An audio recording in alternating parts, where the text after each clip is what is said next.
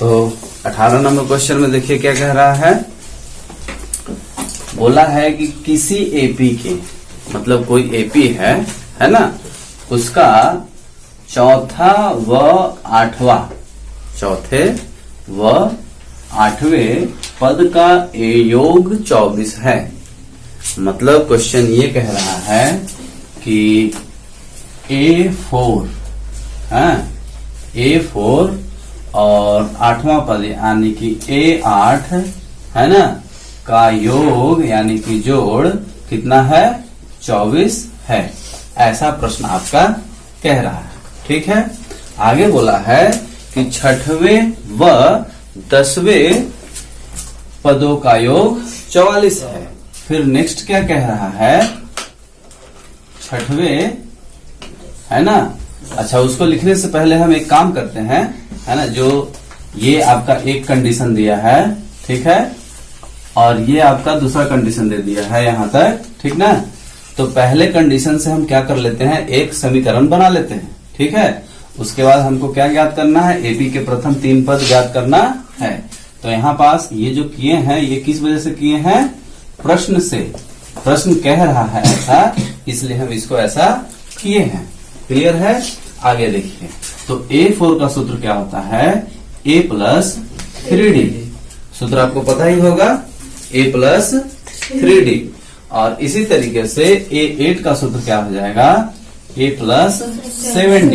एक कम करके चलते हैं, बराबर 24। क्या ऐसा नहीं लिख सकते, हम लिख सकते हैं।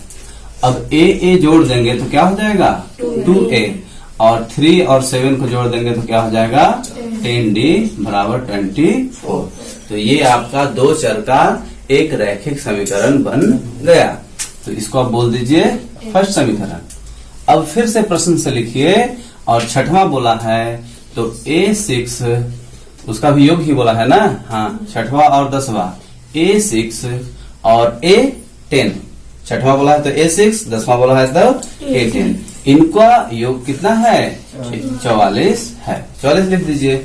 अब A6 का मतलब क्या हो गया, A+5D, और A10 का मतलब क्या हुआ, A+9D। सूत्र है, उसका सूत्र हम लिख सकते हैं, बराबर 44। अब A जोड़ देंगे, क्योंकि ये जाती है, जाते जाते जुड़ जाता है, और इसको जब जोड़ देंगे तो कितना हो जाएगा, 14D बराबर 44। तो यहाँ जो है आपका समीकरण जो बन रहा है, तो इसमें थोड़ा सा और आप यदि ध्यान दें तो इसमें आप देखेंगे कि इसे हम छोटा भी कर सकते हैं, ठीक ना। तो इसे यदि हम छोटा करना चाहें तो छोटा कर लें। क्या बोलेंगे, यहाँ क्या करेंगे हम, समीकरण में 2 का भाग है ना। जैसे ही 2 का भाग कर दोगे तो नीचे 2 लिखोगे तो 2 से 2 कट जाएगा। यहाँ 2 लिखोगे तो 2 से ये कटेगा तो 5 आएगा, और इधर क्या आ जाएगा, 12 आ जाएगा। ठीक है, तो ये हम इसको A लिख सकते हैं, फिर 5D लिख सकते हैं, और यहाँ क्या लिख सकते हैं, 12 लिख सकते हैं। ठीक है, तो इस तरह से जो है ये समीकरण आपका 1 होगा तो ज्यादा अच्छा रहेगा। ठीक है, अच्छा, अब आगे चलते हैं। तो यहाँ भी 2 से भाग देते हैं, 2 का भाग। ठीक है, 2 का भाग जैसे यहाँ देंगे तो ये भी क्या हो जाएगा, 2 कट जाएगा तो A बचेगा, यहाँ 7 बचेगा। 2 से काटेंगे 14 को तो 7 आएगा, और इसको काटेंगे तो कितना आएगा, 22 आएगा। तो इस तरह से ये क्या हो गया, आपका दूसरा समीकरण हो गया। ठीक है, अच्छा, अब आगे आप ध्यान से देखेंगे तो दोनों समीकरण जो है, यहाँ देखिए ध्यान से, A आपका पहला पद बराबर दिख रहा है, तो बस खाली आपको क्या कर देना है, घटा देना है। क्या करना है, घटाना होगा। तो बोलिए, समीकरण फर्स्ट माइनस समीकरण सेकेंड। ठीक है, तो दोनों को लिखेंगे तब तो घटेगा। यहाँ लिखिए A+5D बराबर 12 और A+7D बराबर 22।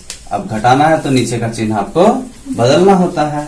तो प्लस है तो क्या हो जाएगा माइनस, प्लस है तो माइनस, और इधर प्लस छुपा हुआ है तो यहाँ भी क्या लिख देंगे हम माइनस। अब प्लस माइनस माइनस होगा तो ये खत्म हो जाएगा, प्लस माइनस माइनस करेंगे तो यहाँ 2d बचेगा, और माइनस का चिन्ह बड़ा लिखते हैं उत्तर में, ये आपको पता ही होगा। फिर यहाँ भी माइनस प्लस करेंगे तो माइनस हो जाएगा, 22 में से 12 घटेगा तो कितना बचेगा 10 बचेगा, और ये माइनस का चिन्ह बड़ा आपका यहाँ लिखना होगा। क्लियर है। अब दोनों तरफ से माइनस को क्या कर देंगे आप काट देंगे, तो d बराबर क्या आ जाएगा, गुणे में है इधर जाएगा भागे में होगा, 2 से काटेंगे तो 2 पंचे 10, यानी कि d का मान क्या आ गया 5 आ गया। समझ पा रहे हैं, d का मान आपका 5 आ गया। और आपसे क्या पूछ रहा है, इस AP के 3 पद ज्ञात कीजिए, यानी कि A1, A2 और A3 पूछ रहा है। तो वो सब ज्ञात करने के लिए आपको A भी तो चाहिए ना, तो A निकालने के लिए क्या करेंगे, इस समीकरण में ले जाके मान को छोड़ेंगे। तो बोलिए D के मान को समीकरण फर्स्ट में रखने पर, अब फर्स्ट में ले जाके रखेंगे हम मान को, तो A प्लस 5D बराबर 12, ये आपका पहला समीकरण है।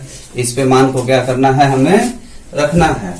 तो जब रखेंगे मान को तो देखिए ध्यान से, A प्लस 5D का मान क्या है 5 है बराबर 12।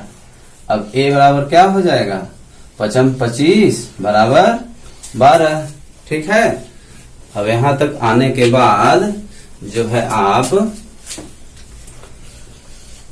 ये देखिए, A बराबर क्या आ जाएगा, A बराबर आ जाएगा आपका, है ना, ऐसे यार लिख लीजिए, A बराबर क्या आ जाएगा 25, इधर प्लस में है उधर जाएगा तो किस में हो जाएगा माइनस में हो जाएगा। तो A बराबर आपका आएगा -13। ठीक है, आंसर देख लीजिए, A का मान -13 आया है या नहीं। यदि A का मान आपका -13 आ गया तो अब आपको सेकंड पद के लिए क्या करना होगा, सेकंड पद का फॉर्मूला क्या होता है, A प्लस D होता है। A2 का मान क्या होता है, A प्लस D होता है।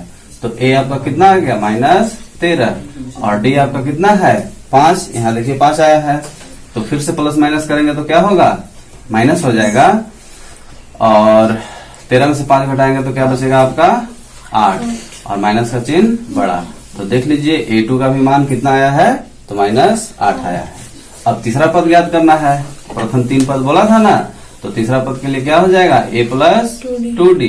तो A का मान आपका -13 है ना, A का मान -13 आया है, और 2D का मान क्या है 5 है। तो ये हो गया। अब पहले गुणा करते हैं, आपको पता ही होगा, तो पहले गुणा कर लीजिए।